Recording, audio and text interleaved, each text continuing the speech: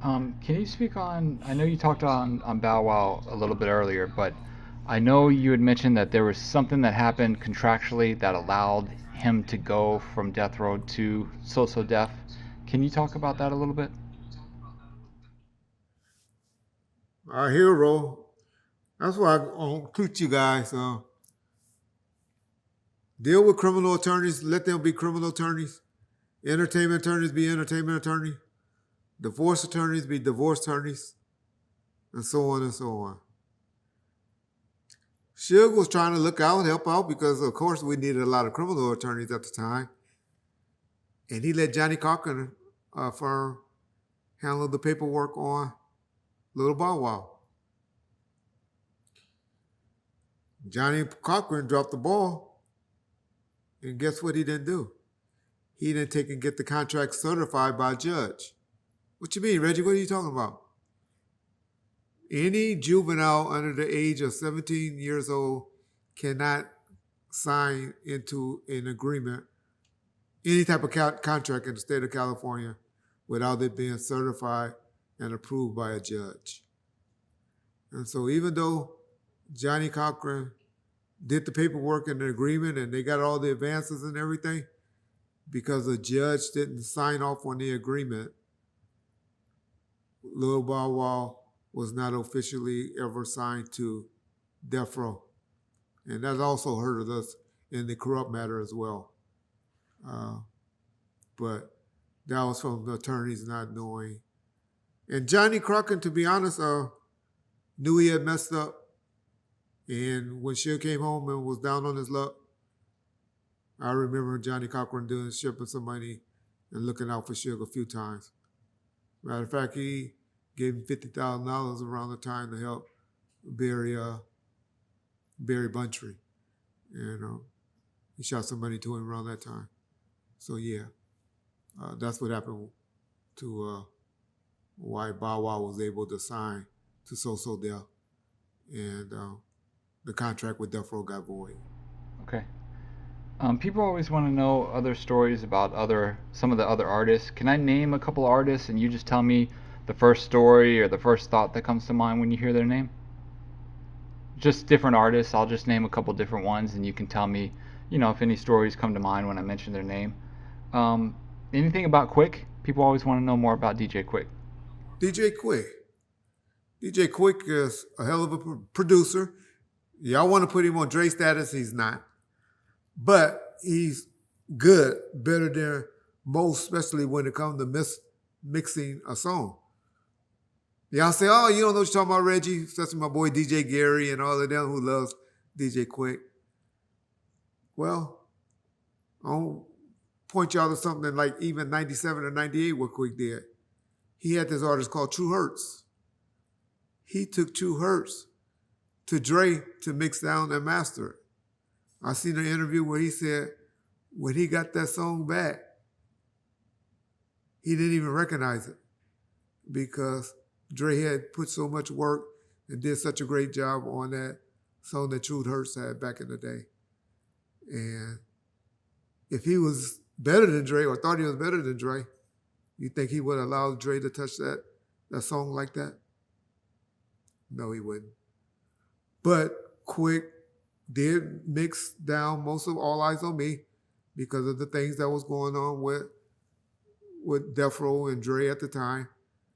Was starting to brew, hadn't brewed yet because by evidence, for those who say that he was, we shot the California Love remix and Dre directed and was on scene at that video shoot. And also the video, of course, that he did with Pop.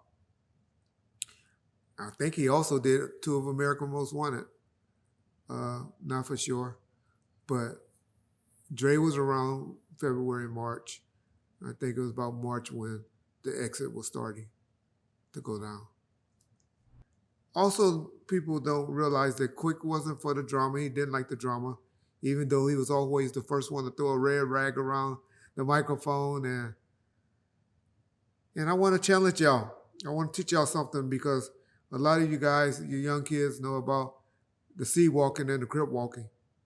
But there's a video out there with Dub C and DJ Quik.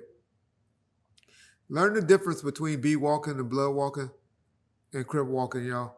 And look at those two. Those are the two best guys in doing those different walks, in my opinion, that are not that are artists, that are not just, dancers or anything like that. You watch those two, man, they do a great job. Also, another thing about Quik that never been put out there, and I just like to put things out there so y'all can know. Quik was going through a lot of issues, beating himself up in 95, 96, because he had a traffic accident and he ran over and killed a young child, and that messed with him a lot. He had a protege by the name of G1 that worked with him a lot. He was in the studio there every day. He was not signed to Death Row as an artist. He was signed to Death Row as a producer. He was a managed as well by, it says Suge Knight. Sharita gets mad when I say that, so I don't say Nightlife Entertainment. But Big Jake was mainly the street manager of DJ Quik in a group called Second to Nine. DJ Quik is somebody that I like and respect a lot, and have nothing but good things to say about Quik, even though we had some issues and run-ins later. So Danny Boy did the interview on Art on one of the clips. I don't know if you were able to see it, but he spoke about Keyshawn Johnson's wife and Suge having a relationship. Do you know the backstory with that? Yeah. Well, it's a little longer story than that, but what happened was Keyshawn Johnson is a football player from the LA area who I kind of like. Matter of fact, he's a gentleman who draft party we went to that got us in the House of Blues. My brother-in-law and a couple of his guys was like his best friends at the time, and we was at that party and they were all talking, and the guy that through the party had a relationship with House of Blues, got us in. And that's how we ended up performing at the House of Blues on July the 4th. So anyway, I'll throw a little trivia out. What do Reggie Wright, Nas, and Keyshawn Johnson all have in common? I'll answer y'all that trivia in the comment section. The hint would be she appeared on an album that shouldn't have been on. She should have never been on. And people always wonder, how did she get that placement? All right. But anyway,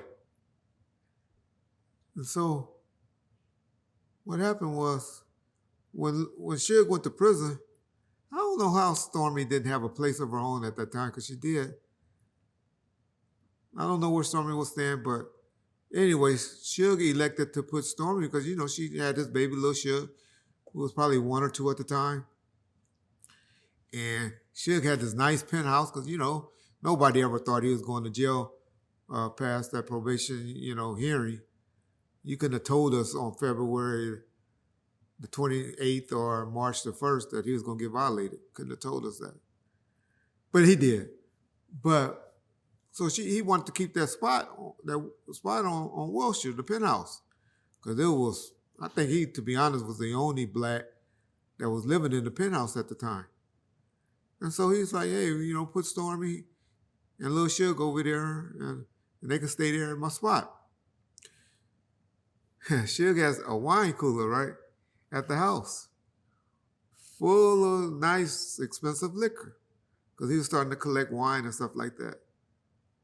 And so we had got word that Stormy was welcoming guys to the neighborhood with his wine, me putting it nicely.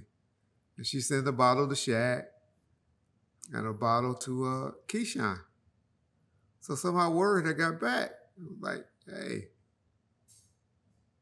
this is what's going on. Get that bitch out of our house. Get her. And so we put her in another spot because he was disappointed and hurt about that. So when he got out, so he always had a bad taste in his mouth for Keyshawn Johnson.